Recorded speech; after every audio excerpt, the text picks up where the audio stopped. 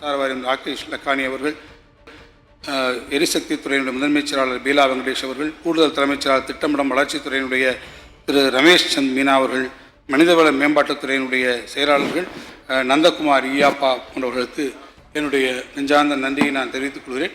குறிப்பாக நிதித்துறை என்பது நிதித்துறை என்று சொன்னாலும் கூட திருப்பதி வெங்கடேச பெருமாளுக்கே கடன் கொடுக்கக்கூடிய குபேரனை போல நிதித்துறைக்கே நிதி வழங்கக்கூடியது நம்முடைய வணிக வரித்துறை மற்றும் இந்த ரெஜிஸ்ட்ரேஷன் டிபார்ட்மெண்ட்.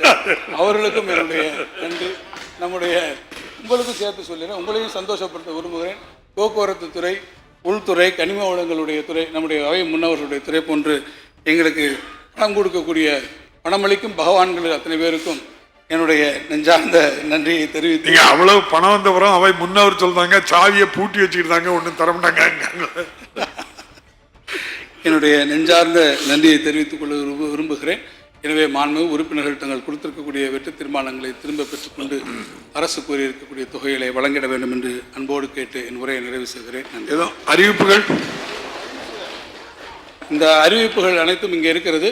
நேரத்தினுடைய அருமையை கருதி நான் இந்த அவையில் இந்த அறிவிப்புகளை படித்த கருதி நீங்கள் அவற்றை பதிவு செய்து கொள்ள வேண்டும் என்று நான் கேட்டுக்கொள்கிறேன். அறிவிப்புகள் அனைத்தும் பதிவு செய்யப்படுகிறது.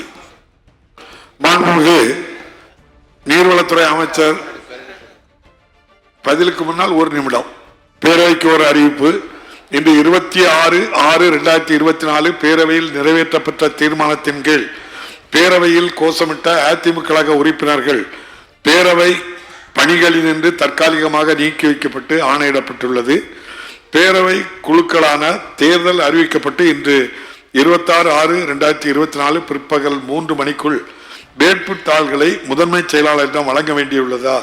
வேட்புத்தாள்களை முன்மொழிபவர், வழிமொழிபவர், வேட்பாளர் ஆகியோர்கள் முதன்மை செயலாளரிடம் வழங்குவதற்கு அவர்களுக்கு மட்டும் விலக்கு அளிக்கப்படுகிறது என்பதை பேரவையின் அனுமதியுடன் அறிவிக்கின்றேன்.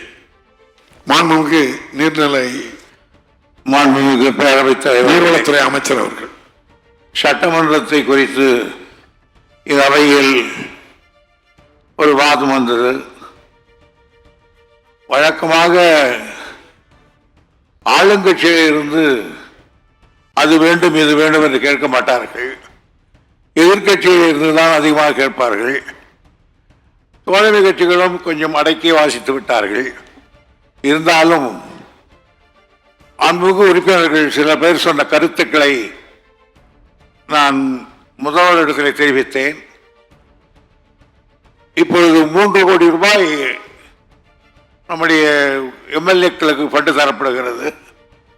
அதில் 2 கோடி ரூபாய் அவர்கள் சொல்லுகிற வேலைக்கு கொடுக்க வேண்டும், 1 கோடி ரூபாய் நாம் சொல்லுகிற வேலையை எடுக்க வேண்டும் என்று இருப்பது அது கொடுத்தும் பிரயோஜனம் இல்லை, கை கட்டியதை போல் இருக்கிறது. எனவே மாண்பு உறுப்பினர்கள் 3 கோடியும் அவர்கள் இஷ்டத்துக்கு செலவு வேண்டும் என்று கேட்டிருக்கிறார்கள் என்று தெரிவித்தேன். மாண்பு முதல்வர் அவர்கள் அதுக்கு ஒத்துக்கொண்டார்கள். எனவே எம்எல்ஏக்கள் இனிமேல் 3 கோடி ரூபாயை நீங்களே செலவு செய்யலாம்.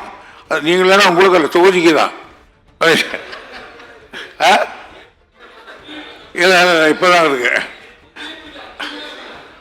அதுதான் ஒன்று. அடுத்து முன்னாள் சட்டப்பேரவை உறுப்பினர்களுக்கு கொஞ்சம் இந்த ஹெல்த்துக்கு பணம் தேவைப்படுகிறது என்று தெரிவித்திருக்கிறேன். முதல்வர் அவர்கள் அது குறித்து பேசிவிட்டு தெரிவிப்பதாக தெரிவித்திருக்கிறார்கள் என்ற செய்தியை உங்களுக்கு தெரிவித்து, இன்னும் நேரம் அதிகமாகிவிட்டது, போய் சாப்பிடலாம். சாரி, அந்த நம்முடைய ரக்கர்பாணி அவர்கள் தான் என்று சொன்னார்கள். இந்த ஜிஎஸ்டி இருக்கிறது, அதில் கிட்டத்தட்ட 50-60 நாள் போய்விடுகிறது சொன்னேன். 54 நாள் அதையும் எடுத்து விடுவதாக தெரிவித்திருக்கிறார்கள்.